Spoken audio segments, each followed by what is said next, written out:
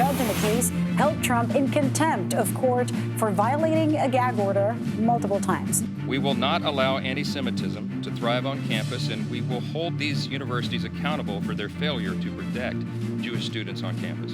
No more delays, no more excuses. The time to act is now.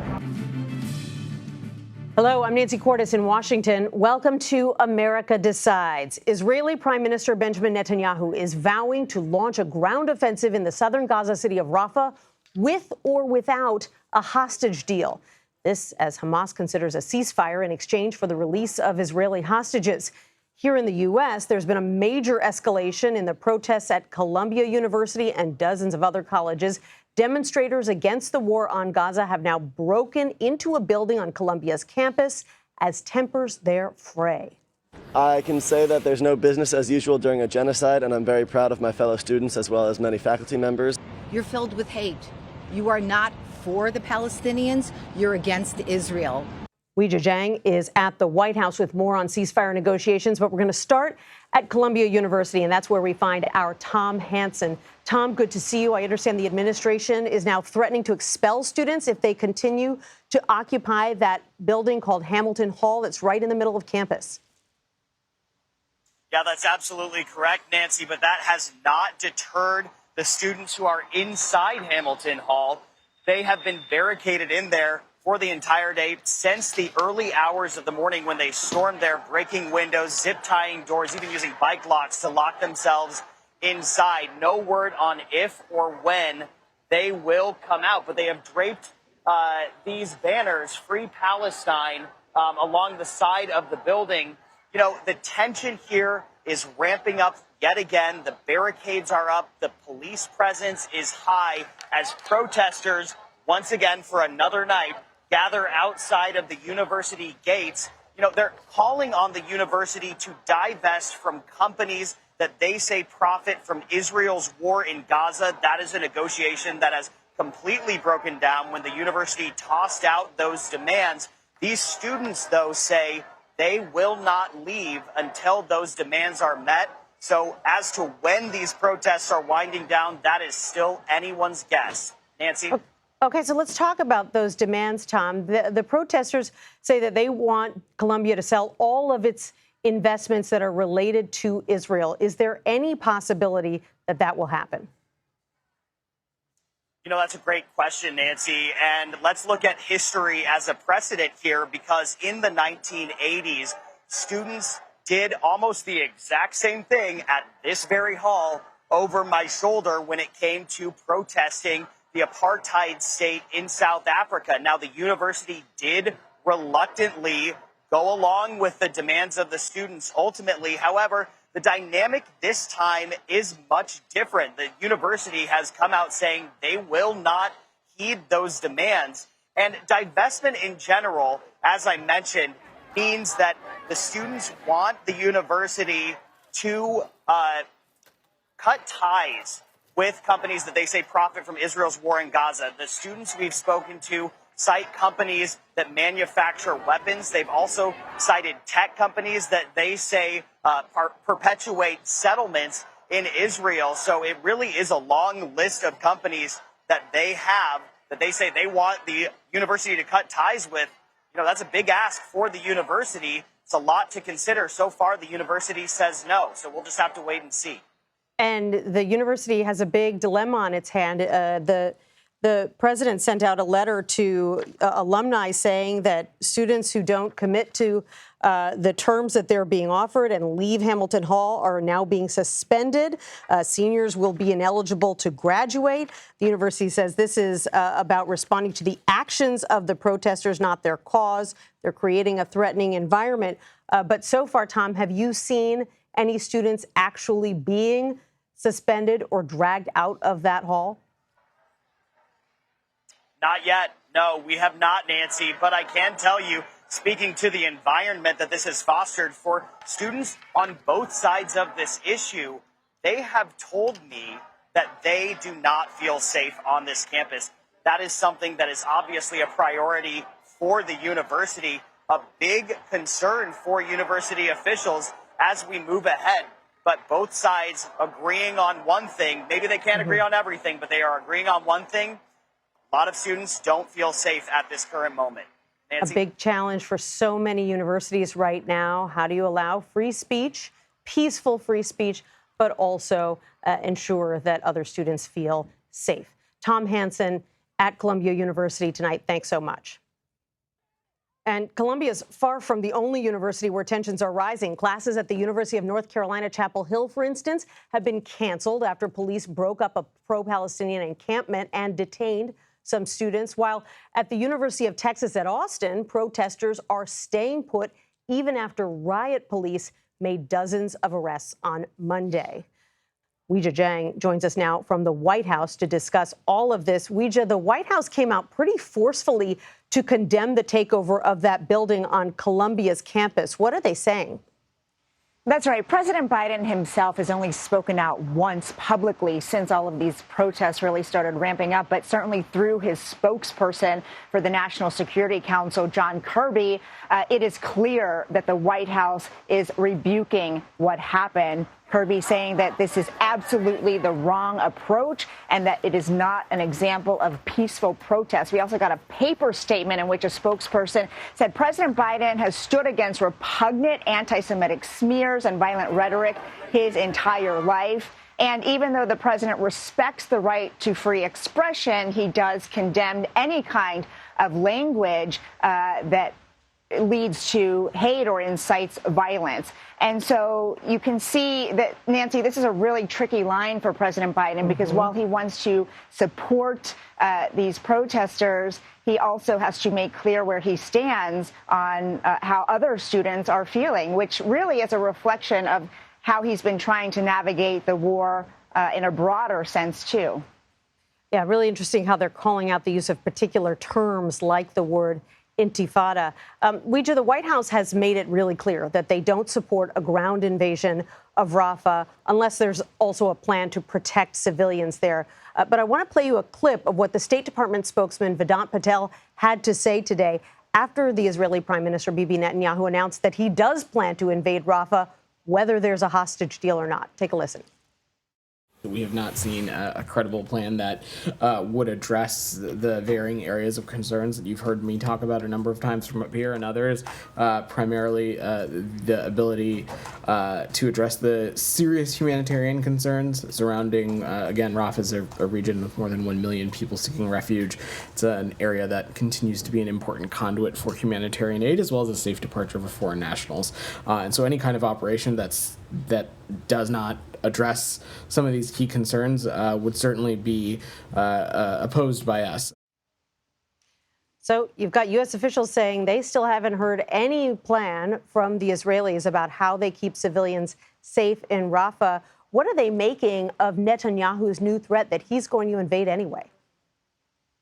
Well, even though this is his latest remark, it's not exactly new in terms of his position. The past few times Netanyahu has made public remarks about a potential ground invasion, he has made pretty clear that, yeah, we hear the critics, we hear allies even, but Netanyahu said he's going to proceed anyway and has in the past even said he has chosen a date for this ground invasion. And even though the U.S. continues to say, Nancy, that they do not support this, they have not crystallized what potential consequences would be if there were an invasion. Of course, we should point out that the Biden administration has said that if Israel does not change its approach to the war, then the U.S. would have to change its approach. But we don't have any details about whether that means conditions on aid, whether that means sanctions, because, of course, this is a really important relationship that the president is trying to preserve while also telling Netanyahu how he feels about his strategy. Yep, you've been asking, we've all been asking, but so far we haven't gotten a lot of specifics on that particular topic. Weijia Jiang, thanks so much. You're welcome. House Speaker Mike Johnson has announced he will expand the congressional investigation into anti-Semitism on college and university campuses across the U.S. We're going to get more on that from congressional correspondent Nicole Killian a little later. But first, this news exclusively on CBS News. The Biden administration is considering a plan to allow some Palestinian refugees to come here to the United States. That's according to internal federal government documents that were obtained by CBS's Camilo Montoya Galvez.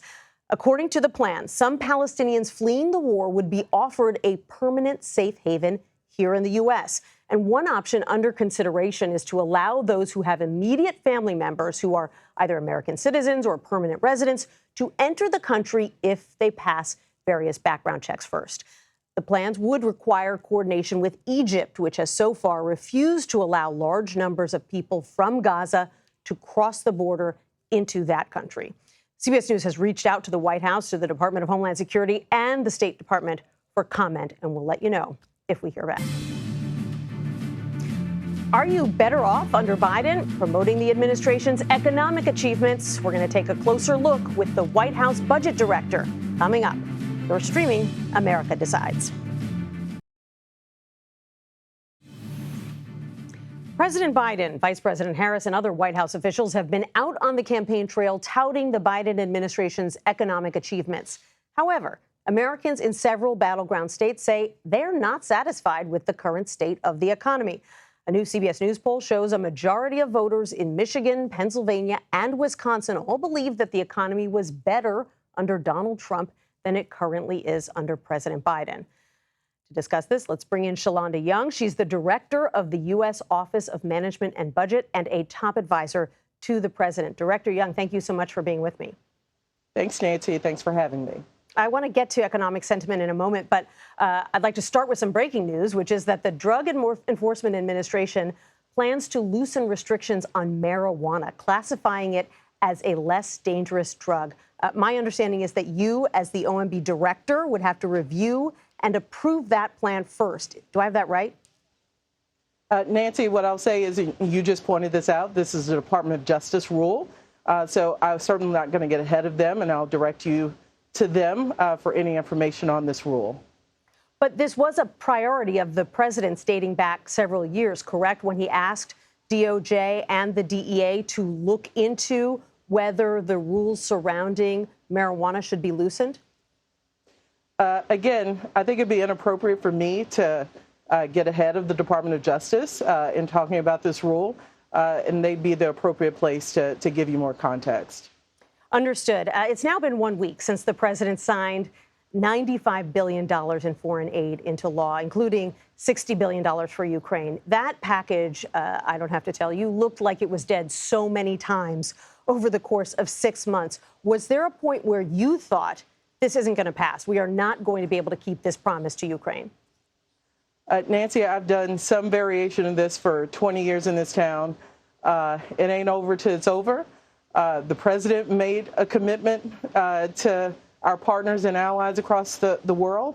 The leadership of America was being looked at by Europeans and everyone who considers us friends and leaders in the world. There was no way the president of the United States was going to let this fail. And thank goodness, members of both parties, as we knew, the governing majority were going to do the right thing. Did it take too long? Absolutely. But this is about American security. If America gives its word, we should be there for our friends. And as a reminder to everyone, if Putin was allowed to march through Ukraine and get on the doorstep of NATO, this is about America's security, not just Ukraine. So happy to see that that was finally done. You were working with a brand new speaker who was under a lot of pressure from his own party. What did this experience teach you about working with House Speaker Mike Johnson in particular and the way he operates? What was the strategy there, and what will it be going forward? Well, one, I want to thank him for being on the right side of history, for doing what's tough. And anyone who does his job, who do any of the jobs here, that's what the American people send us here to do the right thing. And the right thing is never easy. And that goes for Senator McConnell, Senator Schumer, Leader Jeffries. They all came together and they did the right thing with the president's leadership. And we're just happy it got done. Yeah. I want to ask you about the Key Bridge in Baltimore that collapsed last month. President Biden has said the federal government is going to pay the full cost of rebuilding it. Do you have a tentative price tag for that yet? Nancy, that's exactly what we're working on in partnership with the state of Maryland. with bipartisan leadership in Congress, with bipartisan delegation in Maryland. Again, I've worked on issues like this before, disaster response. The American people are going to show up for the people of Maryland. We're going to ensure that that port is reopened fully, that jobs are reinstated. And you heard the president, so let me be as crystal clear as him. We are going to be there for our partners in Maryland. And the sentiment of the people I talk to in Congress, the bipartisanship is there. Everyone knows we have to step up. As Americans step up when things happen in my state of Louisiana, in Hawaii after the fires ripped through Maui, the American people are going to show up and be there for the state of Maryland. I want to ask you about the economy. Inflation creeping back up. In a recent CBS News poll, the majority of voters across 3 battleground states classified their state's economy as bad. And a separate poll shows 80% from each state also say that it's a major factor when it comes to their vote in the 2024 election. Why do you think feelings about the economy are still so negative despite wage increases and job growth? Look, I'm on the policy side. I'm an economic advisor to the president. I'll let polling and pontificators speak to those things on the political side and how voters see things. But let me tell you, we are doing everything possible to bring down costs for the American people. Inflation has come down 60% since its peak, but costs are still too high. We get it. The president gets it. And that is why we put forth proposals to bring down prescription drug costs, to bring down energy costs. We're looking for partners in Congress, bipartisan. If you think costs are too high, work with us. Look at the president's budget. Let's do something about it. You can't just talk about it if you think it's a problem for the American people. We put forth proposals in our budget, and we want members of both parties to stop talking about it, and let's help bring down costs for the American people. There was another poll that showed that more voters from these states think their finances will be better off if former President Trump wins than if President Biden wins. What's your response to those voters? Again, I'll leave the politics for others. But what I will say is this president has presided over 15 million jobs added. Unemployment has been below 4% for over 2 years, a 50-year record. This is nothing that happened by accident.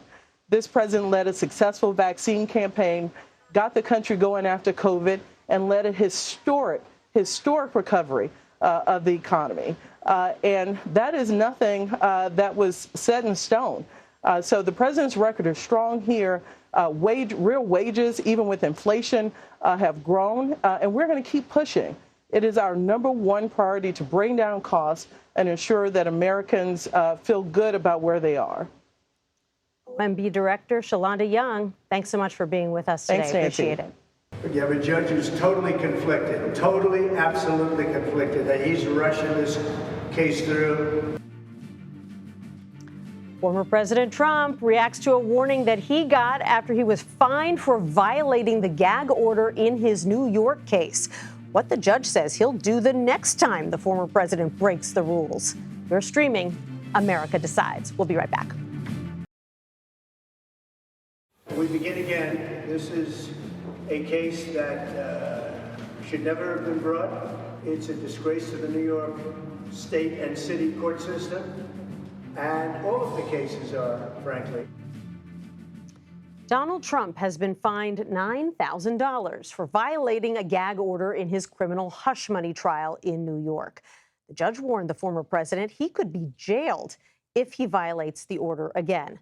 Errol Barnett joins us from outside the courthouse in Lower Manhattan, where he's been covering all the developments today. Errol, good to see you.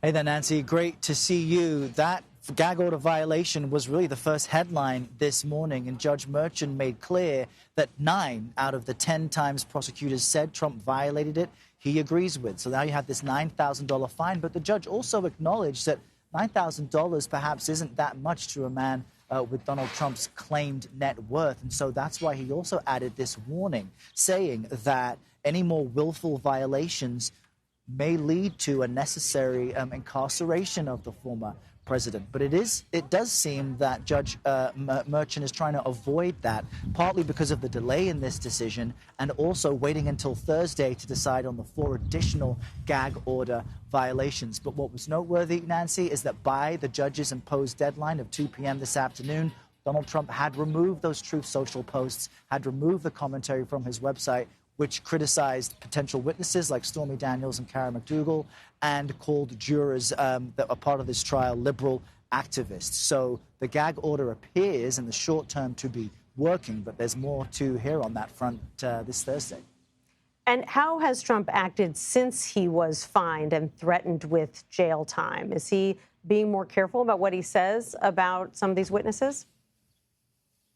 Well, it's interesting because if you listen to the commentary he makes before he leaves and when he gets here, he's saying the same types of things, calling this a witch hunt and saying the trial should have never come forward. But there is a different character inside when you watch the proceedings. Donald Trump is attentive. He engages with his lawyers, asks questions, listens to testimony, despite how scarring it may be for his defense that he had nothing to do with this. And his son, Eric Trump, was here today. This is the first time we've seen any family member inside the courtroom with him, and they were seen discussing things during breaks. So you have this real split screen between the man running for president again, saying all these things outside the courtroom and on Truth Social, while inside he's kind of like any other American during this trial and is a criminal defendant, sitting silently. That is an interesting dichotomy. Errol, the court today heard testimony from a bank executive named Gary Farrow and from a lawyer named Keith Davidson. What did they have to say? What's their significance? Well, this is key, Nancy, because they're really the connective tissue now that links the star witness that we had last week in Gary Pecker, the former publisher of the National Enquirer, and some of the upcoming star witnesses like Michael Cohen and Donald Trump if he testifies. Gary Farrow confirmed that he was the banker who set up the LLCs, these limited liability companies that were apparently used as shell companies to make the payments to Stormy Daniels. And then we heard from Keith Davidson, a lawyer who represented both Daniels and Kara McDougal and facilitated making sure they got their money. And just before court adjourned today, Tuesday, Keith Davidson testified that it was after the Access Hollywood tape was released in October of 2016 and before the November election that there was a sense of urgency to pay Stormy Daniels. And that's the backbone of the 34 felony counts in this case. Very interesting. Court has wrapped up for the day and recess tomorrow. Errol Barnett in Lower Manhattan, thank you so much. The governor of North Carolina is commending the officers who lost their lives in yesterday's shooting in Charlotte. We can never, ever fill the void that they leave behind, and we can never fully thank them for what they do to keep us safe. But today, we can remember them and honor their lives, help their families, and support their fellow officers. Police there say 4 officers were killed and 4 others wounded while they were trying to serve a warrant. One suspect was also killed in a shootout with police, while authorities say they believe a second shooter was involved in the incident as well. A message from Marjorie Taylor Greene, what Democrats are saying about her efforts to boot the Republican Speaker of the House. We'll get the latest from Capitol Hill in a moment. You're streaming America Decides.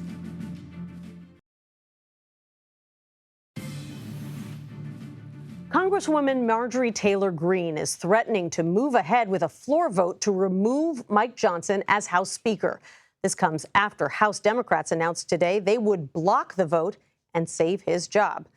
The Georgia Republican accusing Johnson and Democrats now in a social media post of making a, quote, slimy backroom deal.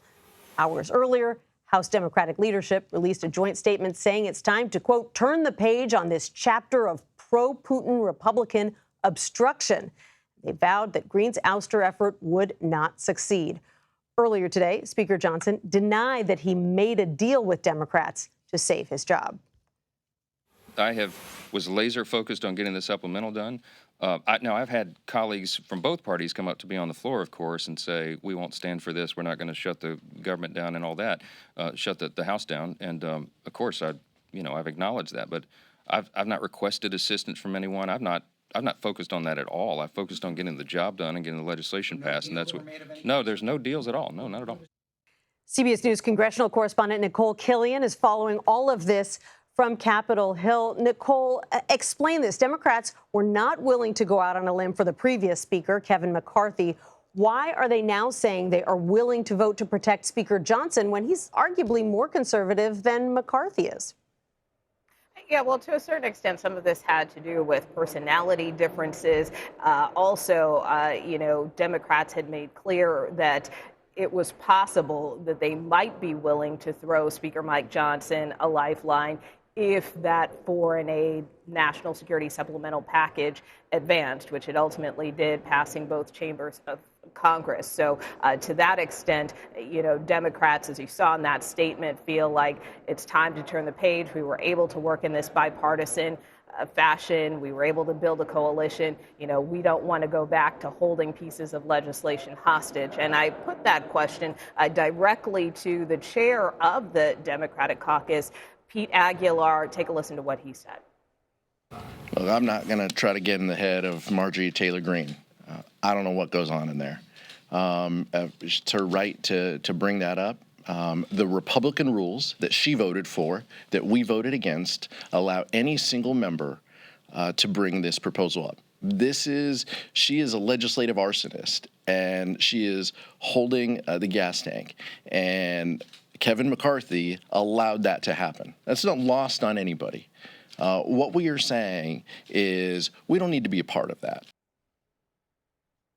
So bottom line, they don't want to go there, but, the chair was responding specifically to Marjorie Taylor Greene, who said that she may move forward with this motion to vacate anyway because she wants to put people on record. We now know that she intends to hold a news conference Wednesday morning. You can see there, I tried to ask her multiple times if she is going to move forward with this motion to vacate. She declined to comment, and this, of course, comes after she had some pretty extensive conversations on the House floor today, for instance, with Majority Leader Steve Scalise, Tom Massey, who supports her motion to vacate, and Congressman Matt Gaetz. She also was seen going to the office of the parliamentarian earlier today. So again, whether or not she's going to move forward remains to be clear, but she continues to hold that threat over Speaker Johnson's head.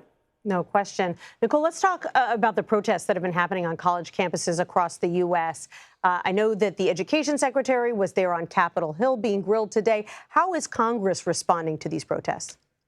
Yeah, well, Secretary Cardona was here on the Hill speaking before a Senate Appropriations subcommittee. And while the focus of that hearing was more so on next year's budget, he was pressed a number of times by Republican senators specifically.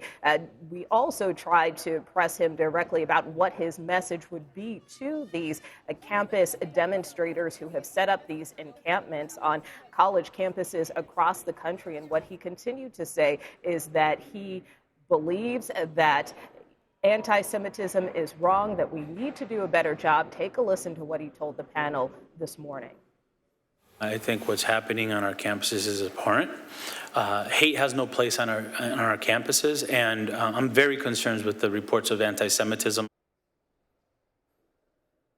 The secretary went on to say that the department has about 137 investigations open into a variety of universities, and that they potentially would be willing to pull federal funds from these schools if they find any violations. Of course, this came ahead of a house-wide crackdown that was announced by Speaker Mike Johnson today to take further action with respect to this issue of anti-Semitism on college campuses. Nancy.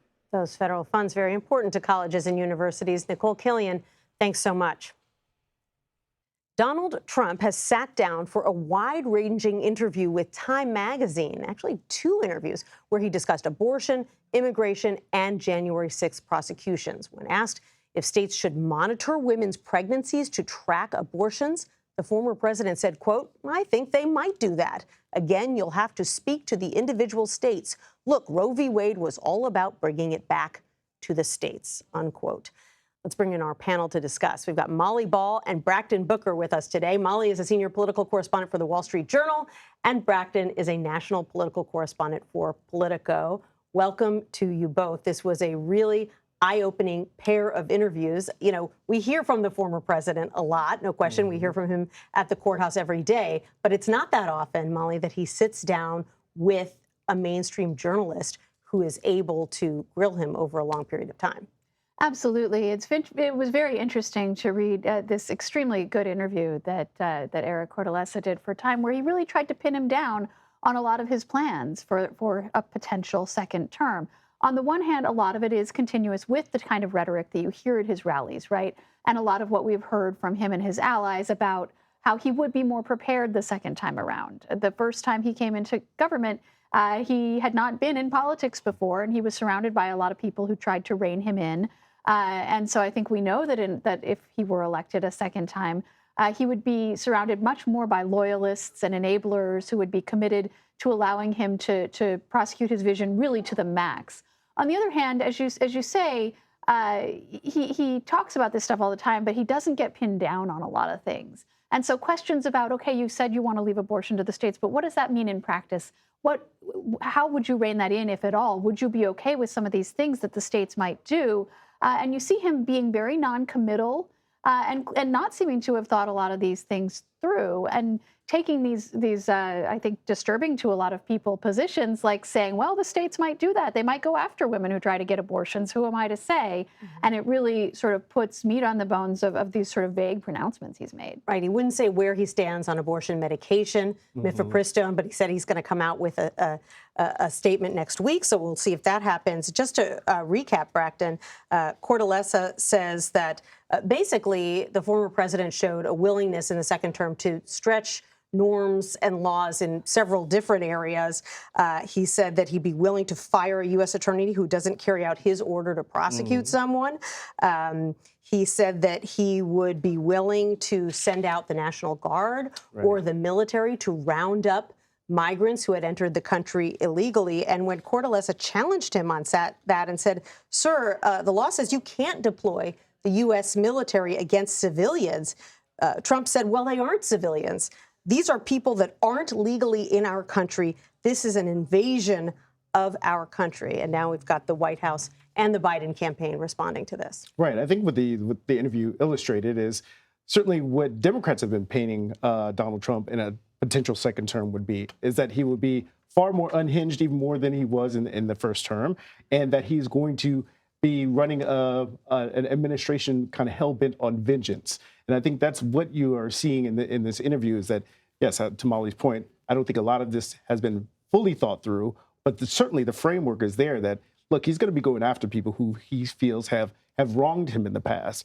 He's certainly going to be going after folks who feel like, well, you know, on the abortion issue, it's like states' rights, but I will put my thumb on the scale if I have to, if I feel like that's the most politically expedient way to address this issue. So I think what this actually does do is help Democrats. You see that Kamala Harris, Vice President Kamala Harris, is going down to Florida, where they're trying to make abortion in play and try to put Florida back in play and make it a battleground state. So the timing of this interview, I think, is very helpful for Democrats trying to really drive this message home. I want to ask both of you about something that doesn't appear to be helping Democrats that much, and that's unrest on college campuses. What do you make of the way that the White House has been approaching this? The president really has not been out in public saying much at all. He makes statements through his advisors. His spokespeople issue these harshly worded comments, but he himself has been largely absent publicly from the discussion. He's been, I think, conspicuously silent on this, what I think has to be considered one of the top political issues right now. I mean, multiple campuses all across the country convulsed, graduations canceled, campuses in turmoil, some comparing this to Charlottesville, which was the reason that Biden first said he ran for office was, you know, the hateful statements made at a protest that was not entirely peaceful and in fact resulted in someone getting killed. And this is now a multi-week, you know, set of encampments at multiple universities where a lot of hateful things have been said. Even if you want to say that most of the protests have been peaceful, a lot of disturbing, you know, imagery and signs and symbols have been out there. And yet, aside from, you know, sort of a tossed-off answer to a question shouted at him, the president has not taken it upon himself to make a statement on this. And I think the reason is that this is a deeply divisive issue within the Democratic Party, where we've seen Democratic members of Congress take really both sides of the issue, some appearing to support the demonstrators on some campuses, some appearing to denounce them. And the party, I think, is very deeply divided over this. Okay. Molly Ball, Brackton, very quickly, any thoughts on how the White House is handling this situation? Look, I think it's definitely a difficult situation for them. And certainly we've seen this play out. This is sort of the next wave. We saw this kind of with the uncommitted vote in certain states like Michigan, Wisconsin. And now we're seeing this play out on college campuses. And look, Biden needs help with trying to get young people to the polls in the first place. So him coming out forcefully about these college protests is not going to be helpful in that regard. Brackton Booker, Molly Ball, that's the last word. Thank you both so much for being here. I really appreciate it. Thanks for having us. Week 2 of testimony is underway in Donald Trump's criminal trial. We've got more on what to expect this week. You're streaming America Decides. The judge overseeing the New York criminal trial of former President Donald Trump has warned him he could go to jail, but over something entirely separate from the charges that he's currently facing. It would be for repeatedly attacking witnesses and jurors in the trial. Hugo Lowell is here to get into all this with us. He is a political investigations reporter for The Guardian. Hugo, good to see you. Thanks for joining us. So will the judge's decision regarding Trump's gag order compel him to stop violating it, do you think? It'll be an interesting question. You know, Trump is going to have to be back before Judge Merchan on Thursday for a second contempt hearing because prosecutors in the DA's office have found additional instances of Trump allegedly violating the gag order. You know, so far he's been fined $9,000, but in a very telling passage in the judge's own written order, it's not clear that $9,000, which is going to be a drop in the bucket for Trump, whether that will be any sort of deterrent whatsoever. And actually, the judge wrote in his formal order that he would consider jail time for the former president if he didn't stop violating the gag order. And I think that's kind of where we're headed if Trump doesn't stick to being a criminal defender. That would certainly be notable. Hugo, the former president, has been complaining that this trial is keeping him off the campaign trail. But last Wednesday, when court was in recess, he went golfing in New Jersey. What is he planning to do tomorrow when court is once again in recess for the Wednesday? Yeah, look, he's got rallies scheduled all the way through basically his entire criminal trial proceedings. For him to basically complain that he's being forced off the campaign trail may be true in some respects, but it's certainly not true in others. I mean, it's not as though Trump was holding rallies during the middle of the week when he wasn't at trial. Typically, those rallies came on Saturdays and Sundays, where he is still free to hold those rallies. And now he's doing it on the off day on Wednesdays because we're only at trial Monday, Tuesday, Thursday, Friday. And so he's got opportunities to be on the trail. And if you speak to his own advisors, they like to trumpet the fact that he's been going to bodegas in New York. He's been holding many appearances around the city. And so it's not an argument that really holds any water. And to be honest, he's managed to be out on the trail just as much as he would have otherwise been. Hugo, I want to ask you about this new Time magazine interview that Trump did, in which he said that he's considering pardoning all of the January 6th defendants. Now, he said before that he might pardon some of the defendants. Obviously, he's called them hostages. Were you surprised to read that he is actually considering pardoning all 800 of them if he's reelected? I wasn't, and only insofar as the fact that Trump has continually promised this at his rallies. And, you know, this is a talking point that his campaign has pressed for months now, the idea that he will pardon everyone connected to the January 6th violence. I mean, it's quite extraordinary if you think about it, because a lot of these defendants have been convicted not only in bench trials, but in jury trials in the District of Columbia. And so for the former president to come out and say, you know, I'm going to pardon all these people and effectively endorse political violence, which is what happened on January 6th, is kind of this extraordinary claim. But it's also something that Trump has been saying for so long that I think it's kind of part and parcel of what Trump says and does, and it's kind of baked in for a lot of voters. And so I will be interested to see whether, if he wins the election, whether he goes down that path. Hugo, there was a lot of reporting again today about the possibility that Trump was nodding off during the trial. What can you tell us?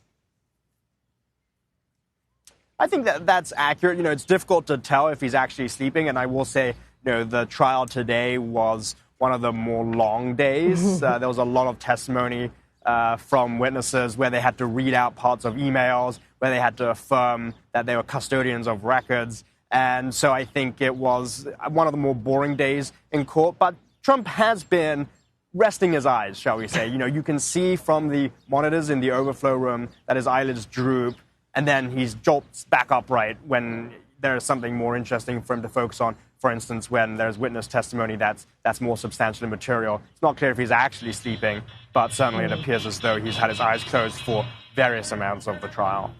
You certainly have a very interesting bird's eye view. Hugo Lowell, thanks so much for joining us today.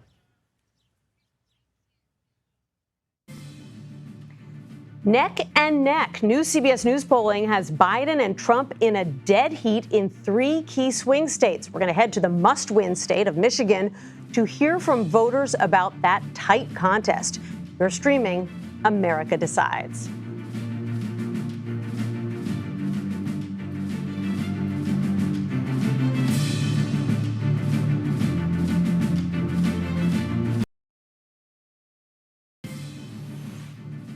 Welcome back to America Decides. A new CBS News poll has President Biden and Donald Trump in a dead heat in 3 key swing states. Our Aaron Navarro is in Michigan getting voter reaction. Hi, Nancy. After a CBS News poll last weekend showed President Biden with a 2-point lead in the battleground state of Michigan, I went to Kent County, home to Grand Rapids, and a competitive area in the western part of the state. Republican voters I talked to there told me that immigration and the economy are winning issues for former President Trump. Meanwhile, Democrats I talked to believe that corporations are to blame for some of the higher prices, not President Biden. And one voter that voted for President Biden in 2020 told me that she may be sitting out this November because of the economy. Take a listen to what these voters had to tell me. I just feel like he's not doing anything. I don't know. I just feel like ever since he's been in office, everything's been going down. Like, you know, cost of living is going up. Everybody has seen inflation. I think a lot of it has to do with corporate greed and not so much what the administration can do. The economy was it was booming under Donald Trump, period. You can't even deny that in no way, shape, or form.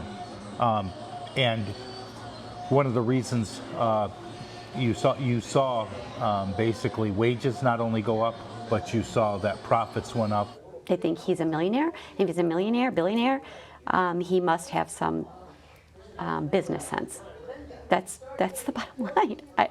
I don't get it. But if that's your yardstick, if your whole yardstick in life is money, and you see a millionaire that could be running the country, they think that person will run the country better. But they're not dealing with facts. They're not dealing with any current data. Democrats in Grand Rapids that I talked to also showed a real worry for what a second Trump term would mean for abortion rights and democracy. Now, Kent County is expected to be another battleground this November. President Trump won it by 3 points in 2016, while President Biden won it by 6 points in 2020. Now, former President Trump will be in Saginaw County tomorrow, another competitive area in Michigan, showing that the general election race here in this battleground state is heating up. Nancy? I think both candidates are going to be spending a lot of time in Michigan this election cycle. Aaron Navarro in Detroit, thank you. The document in which Abraham Lincoln set into motion the Union's response to the Civil War has a new home. The order to blockade southern ports, signed on April 19, 1861, has been donated to the Lincoln Library in Springfield, Illinois.